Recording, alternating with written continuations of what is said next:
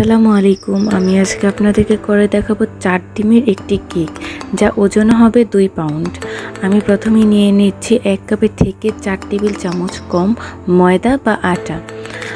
তারপরে নিয়ে নিচ্ছি 4 টেবিল চামচ কোকো পাউডার।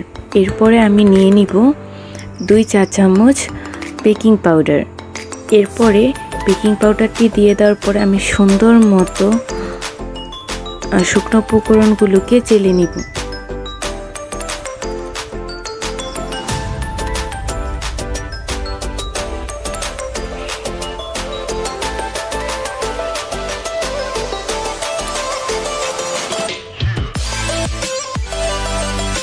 চেলে নেওয়া হয়ে গেলে আমি এগুলোকে সুন্দরভাবে মিশিয়ে দেব, যাতে সবগুলো উপকরণ সুন্দরভাবে মিশে যায়।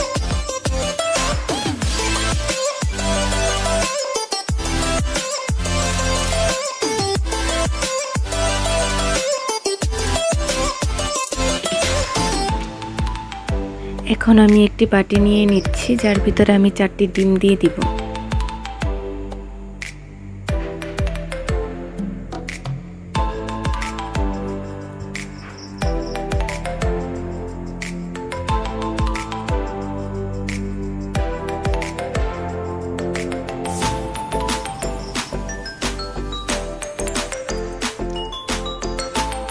এবং একটি একটি করে আমি ডিমের কুসুমগুলোকে আলাদা করে নিব।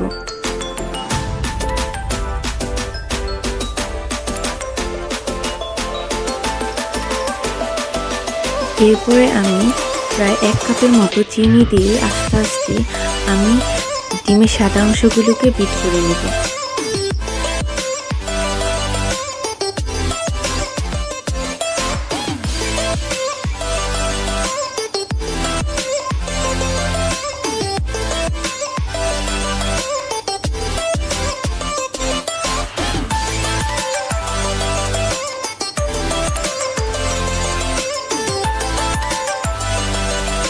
আপনি এটি লো, মিডিয়াম, হাই স্পিড যে কোনো স্পিডে আপনি বিটটা করে নিতে পারবেন।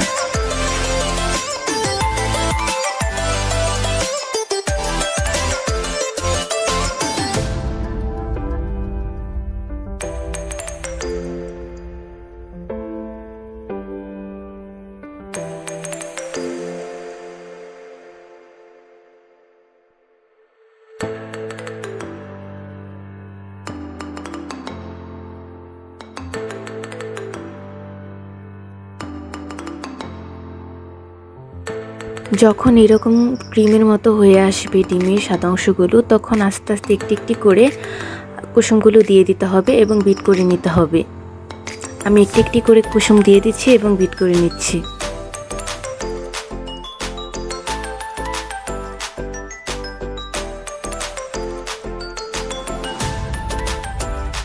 যদি পারফেক্টলি আমার রেসিপিগুলো ফলো করেন, তাহলে সুন্দরভাবে একটি 2 পাউন্ডের ওজনের কেক তৈরি করে নিতে পারবেন। তাই মনোযোগ দিয়ে দেখবেন এবং আমার ভিডিওতে একটি লাইক দিয়ে দিবেন এবং আমার চ্যানেলটি সাবস্ক্রাইব করে রাখবেন, যাতে আমি এবং পাশে থাকা বেল আইকনটিতে ক্লিক করে দিবেন, যাতে আমি পরবর্তীতে যত ভিডিও পোস্ট করি আপনাদের কাছে নোটিফিকেশন যাতে চলে যায়। এরপরে আমি 2 টেবিল চামচ তেল দিয়ে দিলাম এবং আস্তে আস্তে বিট করে নিব, যাতে সুন্দরভাবে মিশে যায়।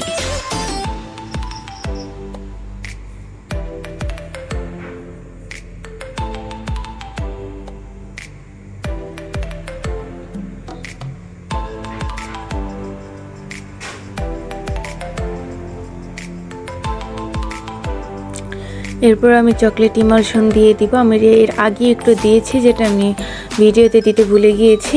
আপনারা একটু বেশি পরিমাণ বলতে আর কি 1 চা চামচের মতো দিয়ে দিবেন এবং তারপরে বেশিক্ষণ একটু বিট করে নিলেই হবে।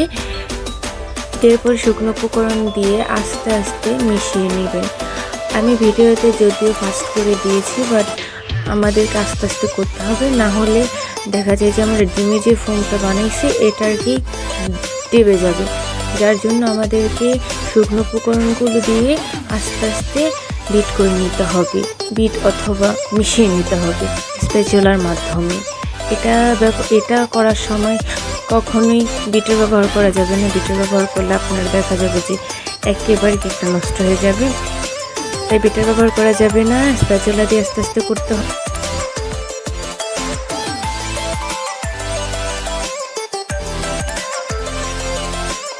যদি আপনারা শুকনো উপকরণগুলো না মিশতে চায় তাহলে একটু পানি দিয়ে দিবেন, বেশি না অল্প দিয়ে দিবেন, অথবা আপনারা দুধও দিতে পারেন, দুধটা দিলে বেশি ভালো হয়।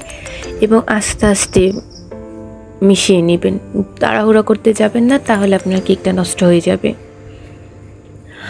আর যদি দেখা যায় অনেক সময় আমাদের মিশানোর পরবর্তীতে একটু থেকে যায়, ওইটা দেখা যায় যে আপনার মনে হচ্ছে যে আমি একটু যদি মিশাতে চাই তাহলে আমার কেকটা হয়তো বা নষ্ট হয়ে যাবে বা বেটারটা নষ্ট হয়ে যাবে, তাহলে আপনি ওইটা দেওয়ার কোনো দরকার নেই, ওইটা সাইডে রেখে দিবেন, যেমন আমি মাঝে মাঝে রেখে দিই।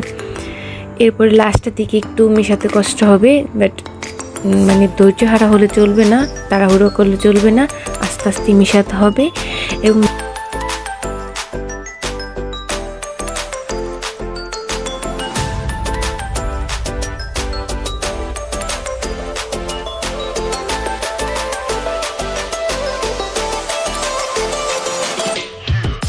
আমার মেশানো হয়ে গিয়েছে এবং আমি এটাকে পাশে সরিয়ে নিচ্ছি এবং একটি 2 পাউন্ডের মোল্ড নিয়ে নিচ্ছি। এটা হচ্ছে 7 ইঞ্চের মোল্ড, এটাতে আমি অয়েল ব্রাশ করে একটি পেপার দিয়ে নিয়েছি এবং এখন আমার যা বেটার হয়েছে ওইটা আমি বেটারগুলো দিয়ে দিচ্ছি মোল্ডে।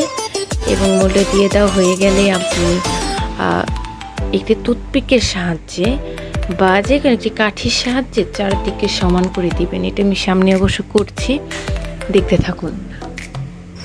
টুথপিক দিয়ে সমান করে নিচে চারদিক। আর আপনাদের কাছে একটা রিকোয়েস্ট, আমার যদি ভিডিওতে কোনো ভুল হয়ে থাকে, ভয়েস কভারে যদি কোনো ভুল হয়ে থাকে তাহলে ক্ষমা করে দিবেন, পরবর্তী সময়ে আমি এটাকে ঠিক করে নিব। ফার্স্ট টাইম করছি তাই একটু প্রবলেম হচ্ছে। আমি একটি ননস্টিকের কুকার দিয়ে নিচ্ছি চুলায়, এটি আগে প্রিহিট দিয়ে নিয়েছি 10 মিনিট। এরপরে আমি কেকের বেটারের যে মোল্ড ওইটা দিয়ে দিলাম। আপনারা যে কোনো প্যান নিতে পারেন, একটু মোটা তলা হলে ভালো হয়, যে কোনো সসপ্যান নিতে পারবেন।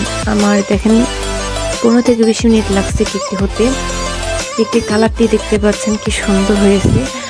এখন আমি টুথপিক দিয়ে চেক করে নিচ্ছি কেকটি হয়েছে কিনা। আমি যদিও চুলায় একবার চেক করে নিয়েছি কেকটি হয়েছে, যদিও সেটা আমি ভিডিও করতে পারিনি, তাই আপনাদেরকে আবার চেক করে দেখালাম। আপনারা চেক করে দেখবেন কেকটা হয়েছে কিনা চুলায় থাকতে, না হলে আবার একটু হিট দিয়ে নেবেন। দেখুন কি সুন্দর সফট হয়েছে। এইরকম সুন্দর সুন্দর কেকের রেসিপি পেতে আমার চ্যানেলটা অবশ্যই সাবস্ক্রাইব করে পাশে থাকবেন। ধন্যবাদ।